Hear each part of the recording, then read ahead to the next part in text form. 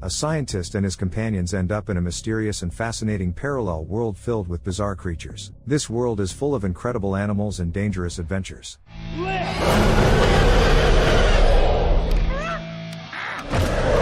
Alright, my murderous friend, take us home! Woo!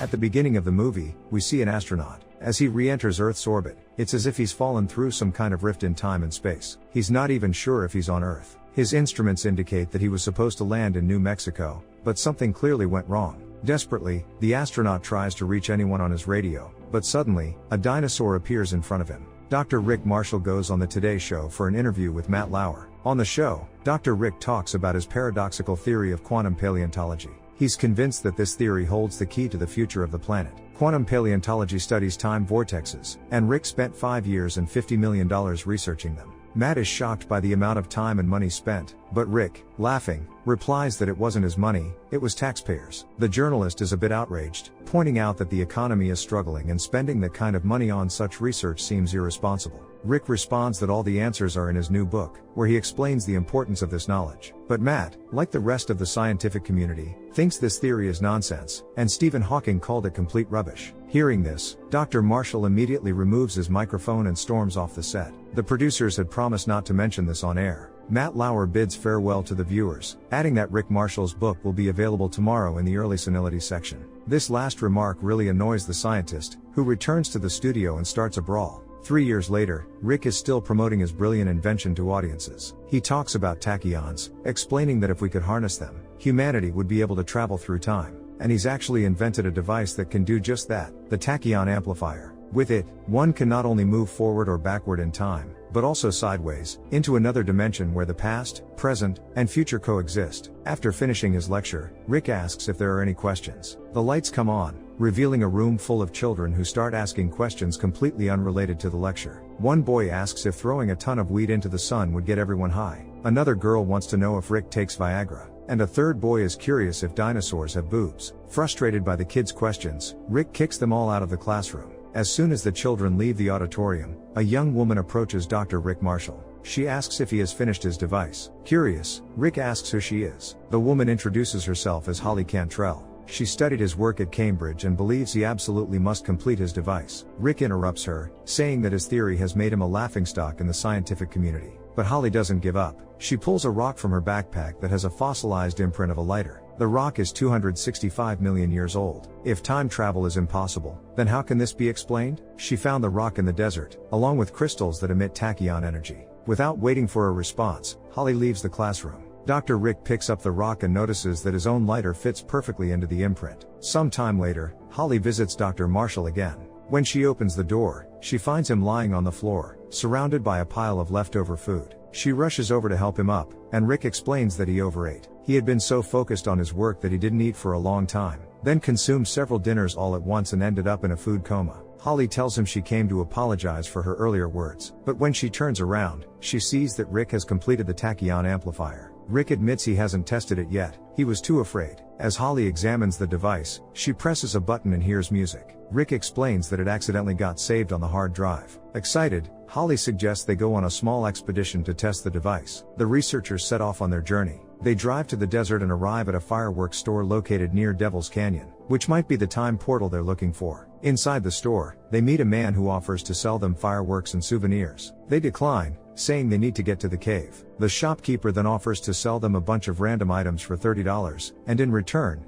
he'll give them a VIP tour of the cave. The friends agree, leaving his assistant, Ernie, in charge of the shop. The man leads the researchers to the cave entrance. They take a boat into the cave, and the shopkeeper starts a tour with various props. Suddenly, Rick detects active tachyon emissions and activates the tachyon amplifier. The cave begins to collapse, and a powerful wave tips the boat over, causing the device to fall into the water. The boat is then swept forward at full speed. Rick, Holly, and their friend will regain consciousness in the middle of a desert. Nearby, Holly discovers a Viking ship with a modern airplane inside it. Dr. Rick is overjoyed, realizing they've succeeded. He immediately decides to document everything on camera, though he's disappointed about losing the amplifier. Suddenly, the group hears a strange noise and decides to investigate. Peeking over a hill, they spot 3 higher primates. 2 of them are clearly trying to kill the third. Holly immediately rushes to help. The primates notice her, but will distract them by pulling out a lighter, intending to scare them with fire. However, he accidentally burns himself and drops the lighter. The primates quickly snatch it up and run away. Holly approaches the primate they just saved, mentioning that she worked in a zoo for 3 years and knows a bit of their language. She manages to introduce herself and learns that the creature's name is Chaka. Seeing that Chaka has an injured ankle, Dr. Rick wants to examine it,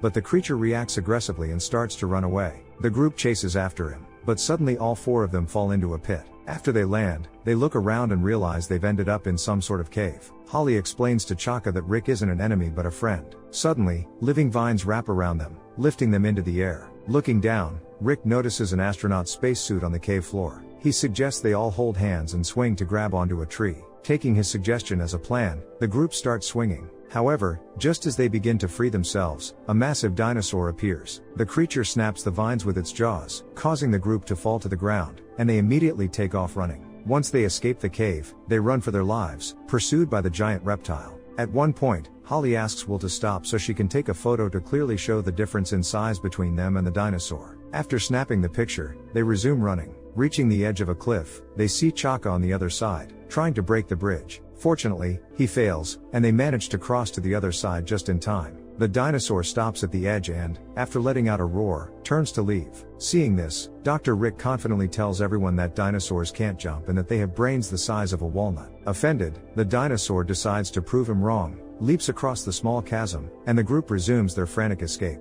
Climbing up a hill, they manage to duck into a cave just in time. The dinosaur spits some saliva at them before giving up and leaving. Holly, noticing how angry the dinosaur seemed, suggests they name him Grumpy. Dr. Rick decides they should spend the night in the cave. As they explore, they find an old record player and some human skeletons. Before they settle in for the night, Rick announces that he doesn't want Chaka staying with them. He reasons that since Chaka was nearly executed, he must have done something wrong. Holly then learns from Chaka that he was once a prince in his tribe. He was betrayed and nearly dethroned, but his only crime was falling in love. After talking with Chaka, Will suggests blocking the cave entrance with crates to prevent anything from sneaking in. However, Rick takes the box from him, explaining that Will is inexperienced and that blocking the entrance would only attract more attention. Besides, the dinosaur poses no real threat with its tiny brain. Just then, they hear a loud noise outside. Cautiously, the group steps out to see what it was. In front of the cave entrance, they find a giant walnut. From the bushes, the reptile watches them with narrowed eyes. Rick begins documenting everything on camera again.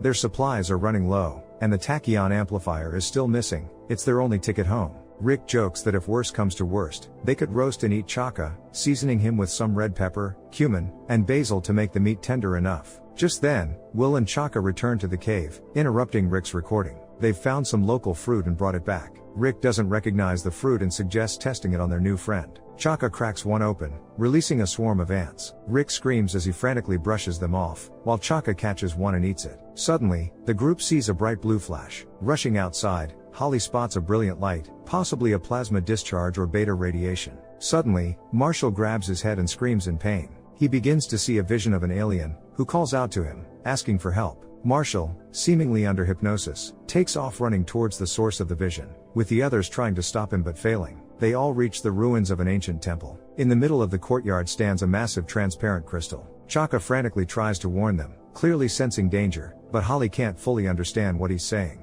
On the wall behind them, a warning is written: beware of the Sleestaks. As they struggle to decipher Chaka's warning, Sleestaks, reptilian creatures, begin to emerge from hidden passages, surrounding them. Marshall assumes that, like most reptiles, the Sleestaks are slow and therefore not a serious threat, but Holly refuses to go down without a fight, wrapping the belt from her pants around her hand as a makeshift weapon. Noticing that the belt buckle reflects light, Rick directs it towards one of the statues, which then reflects the light onto another statue, eventually revealing a triangular passageway. The group quickly dashes into the passage, finding themselves in a chamber with an alien figure standing on a platform. The alien introduces himself as Enoch, an Altrusian. He is relieved that Rick heard his call. The scientist is shocked that Enoch knows who he is. Enoch then explains that even in the farthest reaches of the universe, beings enjoy watching his debates with Matt Lauer. Enoch goes on to reveal that he has been imprisoned on this planet, and only Rick can save him. He summoned Rick to help stop a madman named Zarn, who has taken over Enoch's world and now seeks to conquer Earth. Zarn is obsessed with acquiring the crystals needed to open a portal to Earth, but to do so, he needs the tachyon amplifier. Rick promises to find the amplifier to save his new friend and the universe. After escaping the prison, Rick builds a model of the area and explains his plan. They will send Will up in a hot air balloon equipped with a primitive tachyon reflector. Rick and Holly will follow on the ground. Once the device picks up the amplifier's signal, it will beep. Additionally, Rick, having studied reptile behavior, has collected dinosaur urine. To avoid being detected by the creatures, everyone needs to douse themselves in it. Leading by example, Rick pours some of the urine on himself, while the others watch in disgust. Their attention is then drawn to Chaka, who is gesturing for them to follow him. After emerging from the forest, Chaka leads the group into the desert. There, they see the remains of a bridge, a huge liner, a Ferris wheel, the Egyptian Sphinx, a truck, and a helicopter. Going inside, they find themselves surrounded by lots of small dinosaurs and soon locate their boat. Suddenly, an ice cream truck, complete with an ice cream vendor, falls from above onto their boat. The hungry dinosaurs immediately swarm the truck,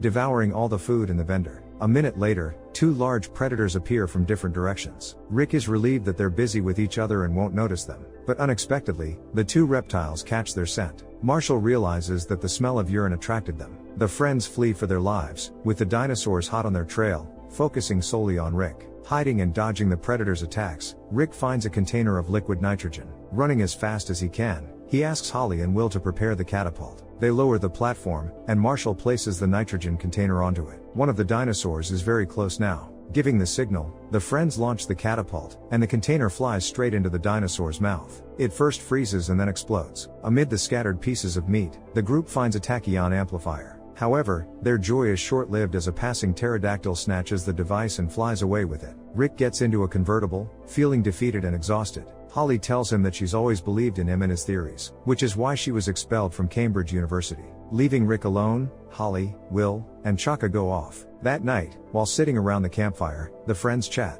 The primate talks about his tribe and how he misses home and his women. He used to have a whole harem serving him like a prince. Suddenly, they hear music and see Rick approaching. He apologizes profusely for his behavior and wants to sing them a song. While he's singing, they notice a mosquito on his neck. It bites him and quickly grows to several times its original size. As the mosquito grows into a giant, Rick starts to feel ill and collapses, crushing the insect. In the morning, Rick wakes up feeling better, but with a huge welt on his back from the mosquito bite. After waking everyone up, the group sets off again in search of the device. Climbing up a cliff, they hear music coming from the amplifier. Reaching the top of the volcano, they find a pterodactyl's nest with the tachyon meter among the eggs. Marshall considers sending Will or Chaka to retrieve it, but they pretend to be asleep. With no other choice, he decides to go himself. Carefully maneuvering through the eggs to avoid disturbing them, he reaches the device. However, as soon as he turns off the music, the eggs start to hatch, and the baby dinosaurs begin to emerge. Rick tries to turn the music back on to lull the babies back to sleep, but it doesn't work. He then starts singing, and the others join in, successfully calming the baby dinosaurs once again. After leaving the nest, the group finds a pool in the middle of the desert. While the men enjoy themselves in the pool, Holly tries to fix the device. Chaka picks some fruits from a nearby tree and offers them to his friends. Holly translates the primate's words, explaining that these are festive fruits with apparently narcotic effects. As the friends drift off into a dream world, Holly manages to repair the device and turns it on. She then finds a transparent crystal that opens a portal as she approaches it. Stepping through, Holly finds herself in a cave. Meanwhile, the men, lost in their fantasies, see a giant crab approaching them. When the crab gets close, it explodes, turning into boiled, disassembled parts. The friends each take a claw and enjoy eating it. During their crab feast, Rick confesses his love to Chaka and apologizes for his previous behavior. Back in the cave, Holly explores and finds dinosaur eggs and a holographic recording. In the recording, Zarn reveals that Enoch is a traitor who has conquered other worlds and plans to attack Earth. Beneath the hologram lies Zarn's corpse. Holly realizes that Enoch has deceived them and wants to return to warn her friends. However,